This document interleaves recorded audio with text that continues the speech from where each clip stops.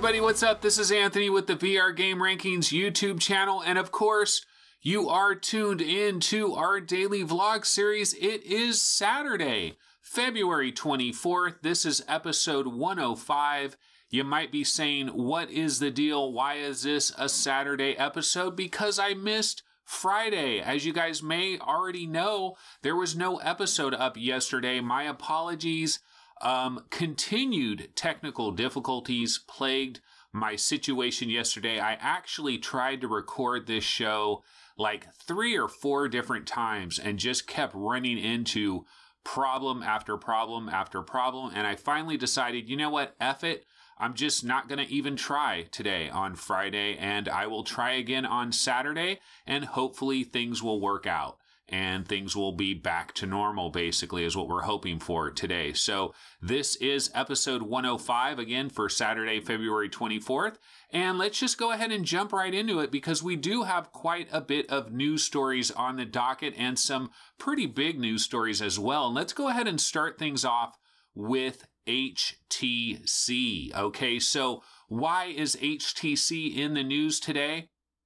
Well, HTC is in the news because they have been shuffling around their management, and they've kind of been going through a major transition right now where they appear to be converting from mostly a smartphone company into a VR company.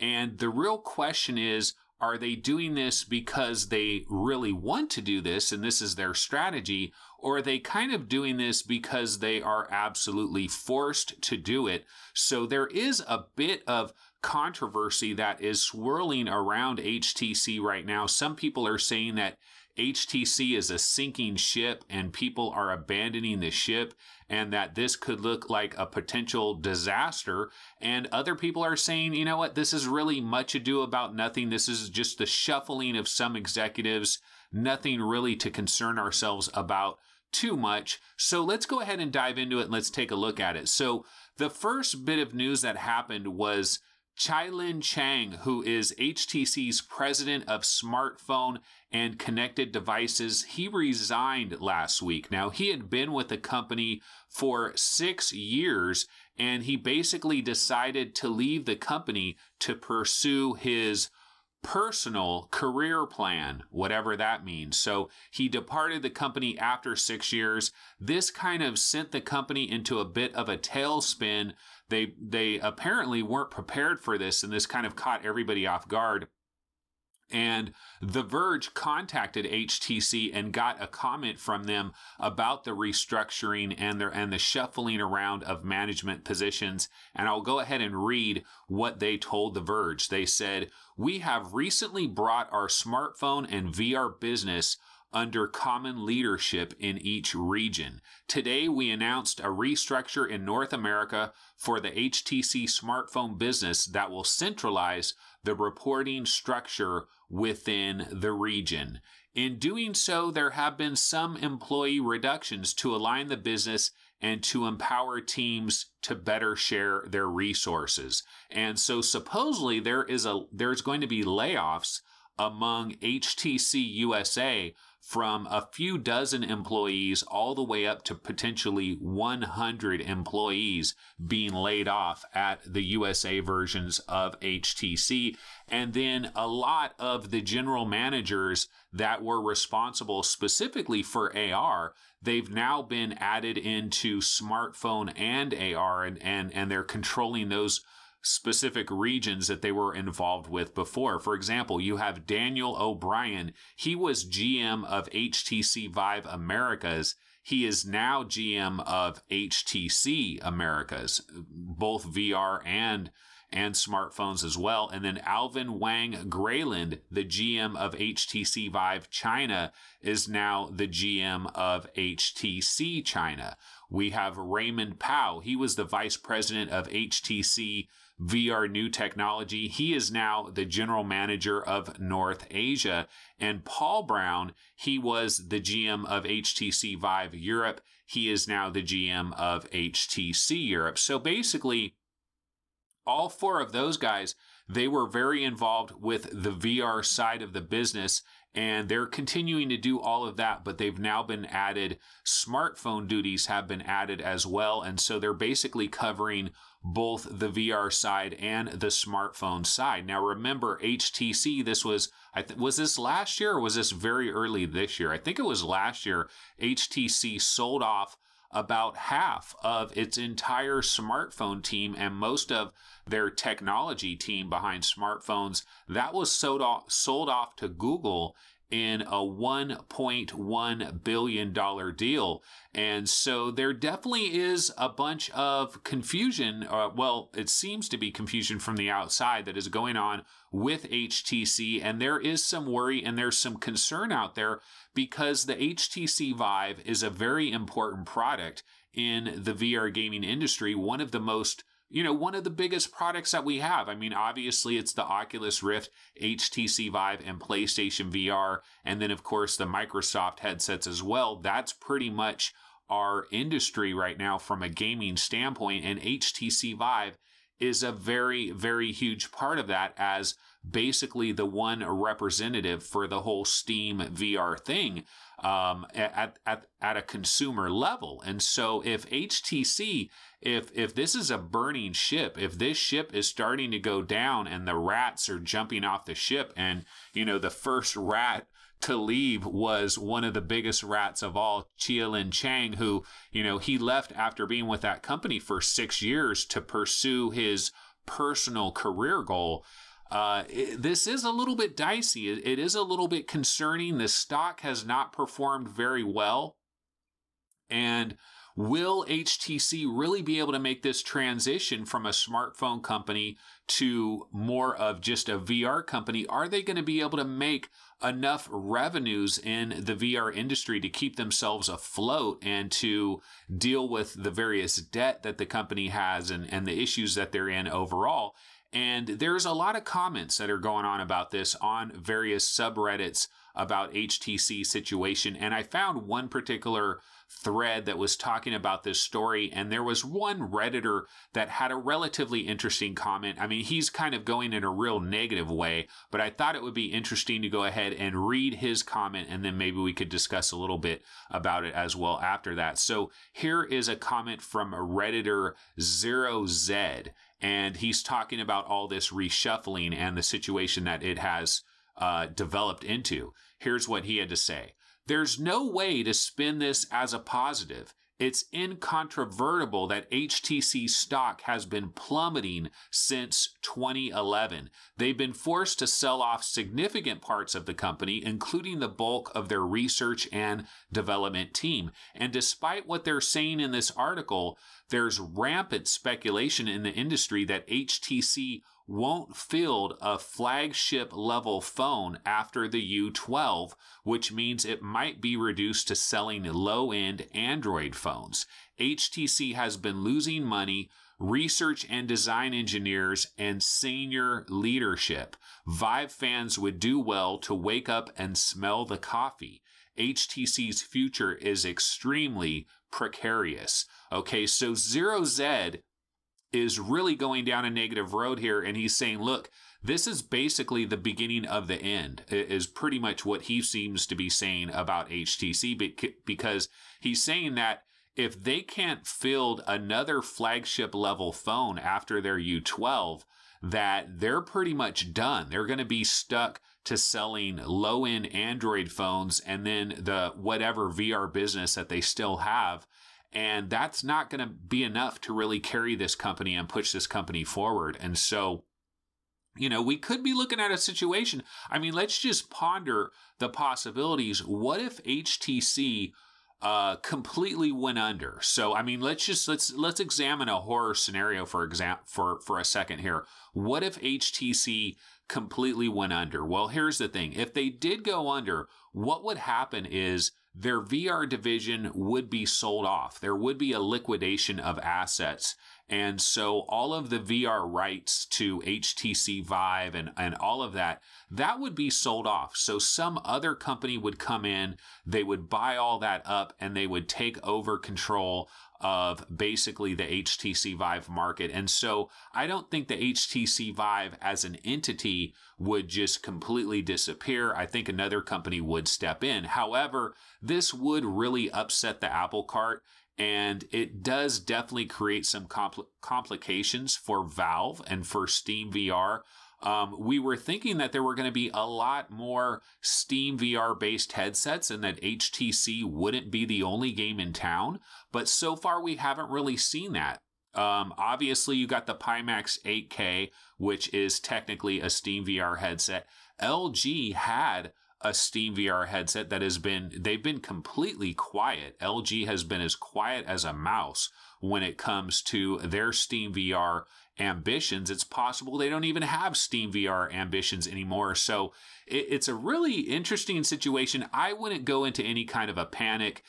Zero Z is saying that Vive fans need to wake up and smell the coffee. Yeah, HTC is in a precarious situation right now, but I don't think there's any danger for HTC. It's not like your headset is just going to disappear all of a sudden and it's going to stop working. You're still going to be able to play games on Steam. Now, one of the worries might be is if you recently bought your product and it's under a 1-year warranty and your warranty hasn't expired yet, and you need some type of service. If HTC went out of business, obviously that would be a bad situation. Although depending on who picks them up, depending on who acquires it, it might actually end up being a better situation. We know how bad HTC's service has been regarded over the years. But anyway, definitely it is an interesting situation that is going on with HTC. We're definitely going to have to watch this very closely.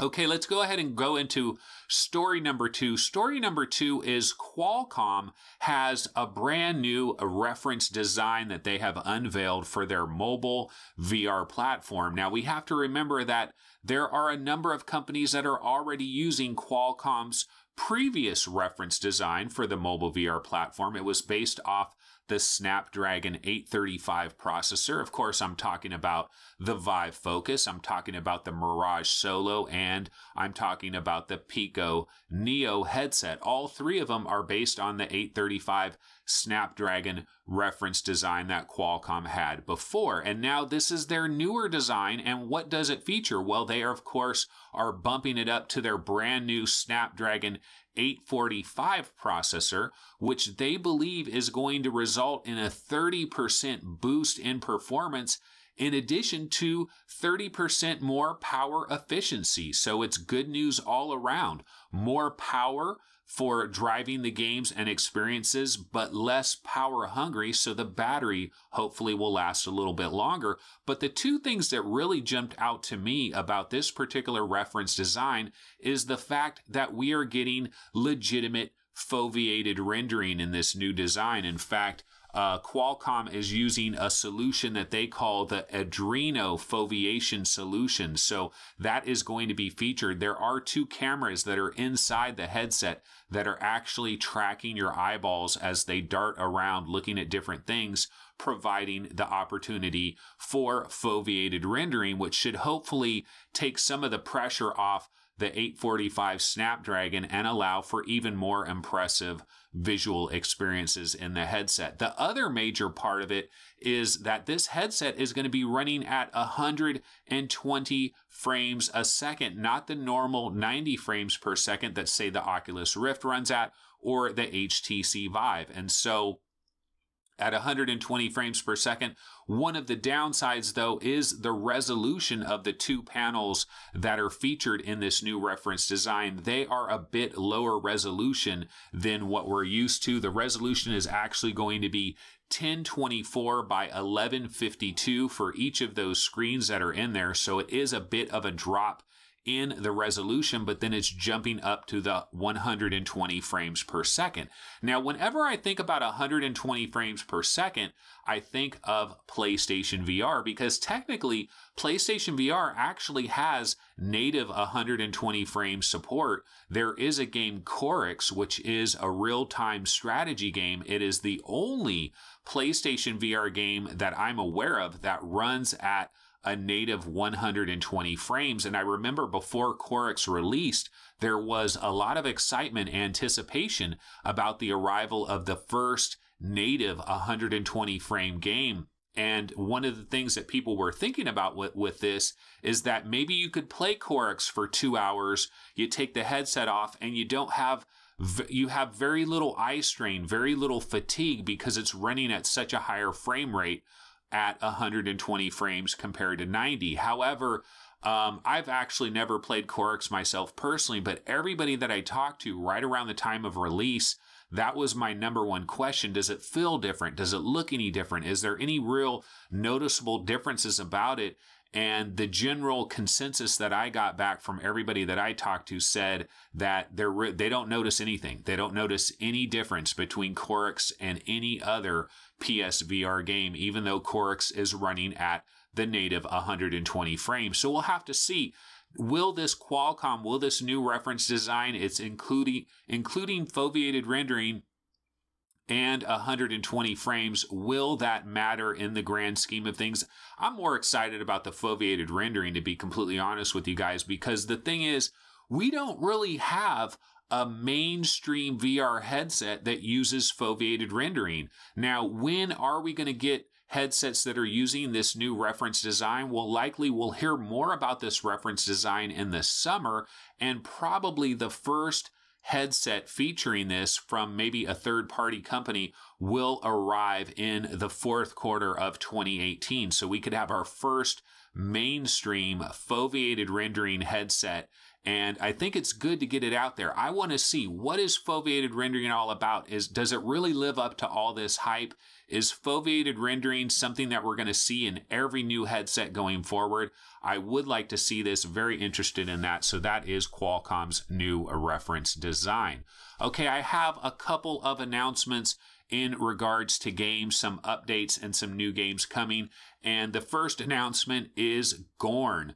Fan favorite GORN is getting a major update, and it is also on sale. So there is a new update coming to GORN. Actually, I'm not sure if this update is already available starting right now, but it is known as the Giant Update. And what it's going to include is there's going to be a special enemy known as the Giant, which is this new champion for you to battle. And it is a huge monstrosity of a creature that you're going to have to deal with. But not only do you deal with this giant dude that you're going to have to battle, but he has a little guy sitting on his shoulder named Mitch, a little bow arrow shooting guy that is sitting on his shoulder. And this is a guy that you're going to have to battle and take on in GORN. And then there's also a bunch of new weapons that are coming in this update as well. You have a huge great axe, a chain blade, a throwing shield a la Captain America, a hand-mounted crossbow, and a massive greatsword. Apparently, this massive greatsword is something that a lot of fans have been asking for. It's been one of the most requested weapons, and they are going to bring that to the game as well. There's also a brand new arena, which is larger and has environmental hazards spaced strategically about the arena that you're going to be able to fight in. And another bonus for GORN is they've added a low violence mode. And if you activate the low violence mode, it turns all of the enemies into kind of like a paper mache version of the enemies, or almost like a wood, like the enemies are made out of wood or paper mache or something like that. They're almost like piñatas. And in fact, when you smash these enemies and they explode, instead of exploding into pools of blood and showers of blood that spray everywhere like a Saturday Night Live sketch gone wrong, instead of doing that, candy basically explodes out of them. It's kind of Viva Piñata. GORN is doing a crossover with Viva Piñata, basically this low violence mode. You know, we've all wanted to let our 5-year-olds play GORN, of course, and so now they're going to have the opportunity. So if you have a 5-year-old that you've just been dying to let the kid play GORN, well, here is your opportunity. He can now play GORN. Now, the game normally goes for $20, $19.99, but it is on sale, 25% off. You can grab it for $15. The sale runs through Monday, so it's only a couple more days because this is a Saturday show, and it's also going to be up very late on Saturday. Most people probably only seeing this on Sunday, so you really only have 2 days left if you want to grab GORN at that discount price. So in other game announcement related news, we have a follow-up to Assetto Corsa. So this is going to be coming to Steam's early access later this summer. It is called Assetto Corsa Competizione, which I might be mispronouncing a little bit. Now, this, of course, is coming to us from Italian developer Kunos Simulazioni. I'm not too good at this, and I am Italian, so I should be able to do this. Kunos Simulazioni is coming out with their newest version of Assetto Corsa. Again, it is going to be arriving this summer to early access, and one of the big upgrades that this version of Assetto Corsa is going to feature is they are making a move to Unreal Engine 4. Now, I'm not sure exactly what engine Assetto Corsa, the original one, ran on, but now it's switching over to Unreal Engine 4, and some of the benefits of this is that Unreal Engine 4 will enable rain. It's going to enable night scenes. It's going to enable a 24-hour lighting transition system. And it's also going to enable dynamic weather. So we'll have to see how all of that features. Of course, one of the concerns there is, well, this is more in the earlier days of VR, more last year and in 2016. One of the things that I always noticed was if a game ran in Unity or if a game ran in Unreal, typically if the game ran in Unity, it ran better. That was just a general observation that I've made in 2016 and 2017. Unity games just seem to run better and perform better. But Unreal has made a lot of improvements recently, and I don't know it's so black and white like that anymore, but there could be a bit of a concern here where if you had a particular level of a PC gaming rig and you ran Assetto Corsa absolutely beautifully, well, now it is switching to Unreal Engine 4. It's possible you might need a slight upgrade to your PC gaming rig to get that same kind of level of performance, because it seems like Unreal Engine does demand a little bit more power to run some of these games. Just something that I've kind of noticed off chance type of thing there. But yeah, we'll have to see whether or not this version of Assetto Corsa will really be that big of a difference over the regular version and how excited people are for this. But this is one of the best racing games that we have in VR. I mean, a lot of people play Project Cars 2, the original Project Cars, Assetto Corsa. You got Dirt Rally, of course. And then if you go to the PlayStation VR side, you have Drive Club VR and you have Gran Turismo Sport. And Assetto Corsa is widely considered to be one of the best of all of these, and so we are definitely looking forward to Assetto Corsa Competizione, which is coming this summer. Okay, so we're running pretty long here, but before I bounce out, I did miss that show yesterday, so I guess we'll make this a little bit of a longer episode. I wanted to get into a few more thoughts about Apex Construct before we bounce out of here. So I've been continuing to play Apex Construct. Now, I still don't have a review for this game.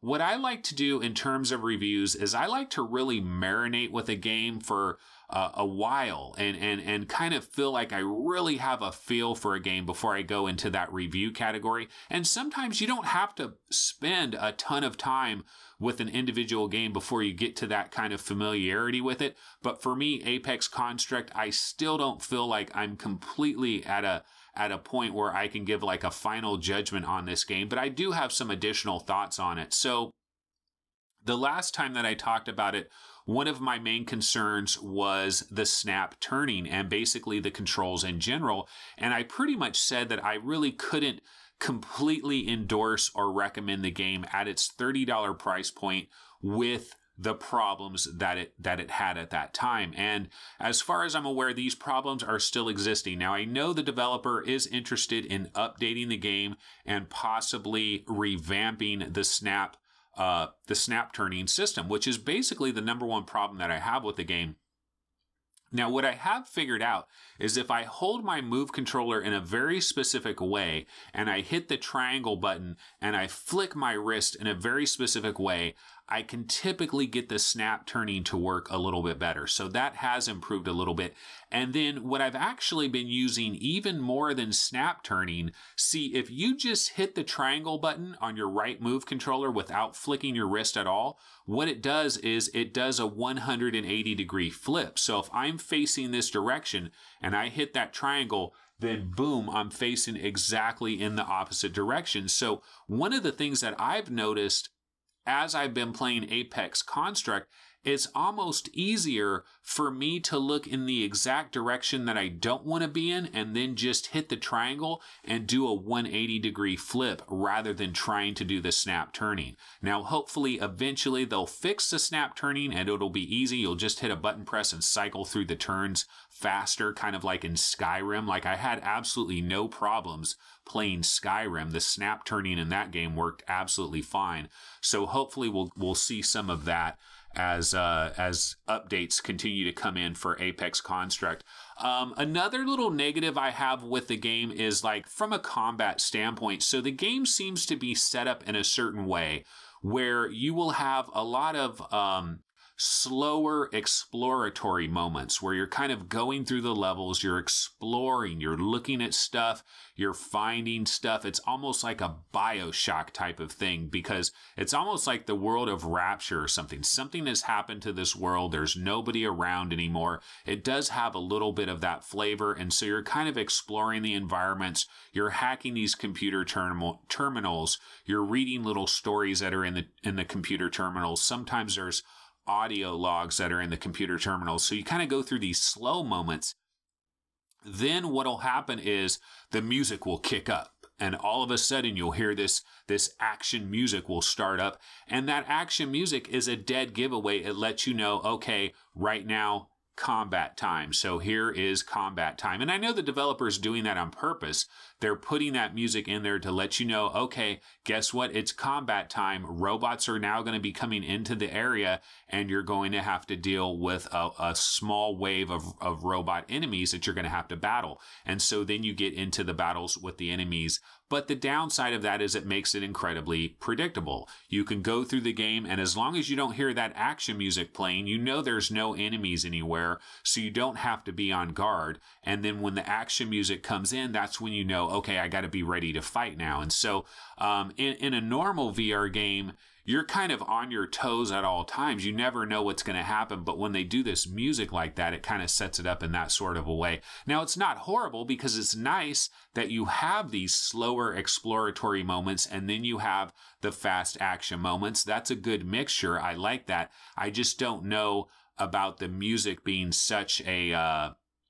just making it so obvious, basically. Okay, and so there's lots of like fetch quests in this game where you're trying to get passwords and you're trying to get it. It's kind of like Doom in a way. You know how in Doom you got to find the red key card to get into the red door or the yellow key card to get into the yellow door or something like that. Well, in this game, you're basically finding these pamphlets that are left around, these little bulletin boards where somebody wrote something down and they might have a 4-digit password code or they might have a name for a password, and you have to go to these different computer terminals and you have to type stuff in, and then it unlocks this door, unlocks that door. It's all relatively easy. It's not very difficult, and it's almost more of a case of busy work, and there is quite a bit of backtracking that I've already noticed in this game where you're going back to previous levels where maybe like in the very first level there was a locked door that you couldn't get into. Well, now you might have security card 2 or security card 3, and now you can go back and you can get into that locked door. So there is a little bit of this backtracking though, and I kind of wonder if the developer, in an effort to get 5 hours of gameplay time, maybe up to 6 hours of gameplay time if you like to stop and smell the flowers and stuff like that.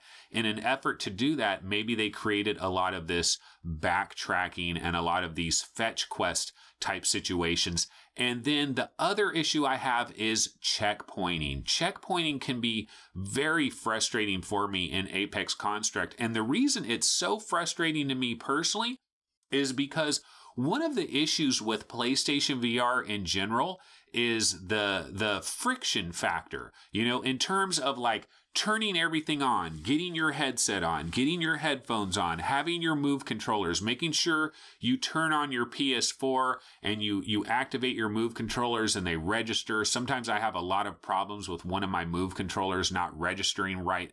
And so there's this general issue of friction. And so when I finally get everything on and I'm in a PSVR game and I'm enjoying myself, I'm playing the game and I play for an hour and 20 minutes, I get to a new level and I'm pretty far in the game and I think the game's saved, and then the next time I go back into Apex Construct and I load the game up, I'm like 25-30 minutes away from where I was the last time, and it's like, oh man, now I got to spend 25-30 minutes doing what I've already done just to get back to where I was before. So the checkpointing is a bit of a hassle. Now, everything that I've just kind of gone through there was mostly negative. So again, I'm kind of bagging on Apex Construct, but actually I want to wrap it up in such a way where I'm not really bagging on this game, because you know what? The honest truth is the two games that I'm most excited to play right now is Apex Construct and Brass Tactics. These are the two games that I want to go into, and I want to play more of these games and have fun with these games.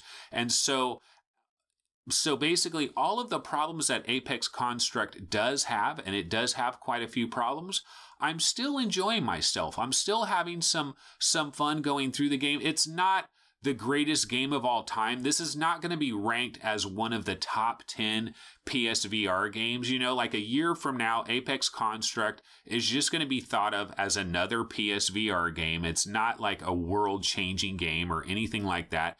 But, you know, the $30 price is not that bad. I can recommend this. You know, the way I would recommend Apex Construct is if you don't have any PSVR games that you're playing right now, that you're kind of deep in the games and you're trying to finish the games and you're trying to go through the games, if you've already finished mostly everything and you don't have anything major on your plate, then I would say, you know what, grab Apex Construct, even at the $30 price, especially if you like adventure games, exploring, especially if you like quiet moments within the action kind of flaring up every once in a while, and a very story-based game.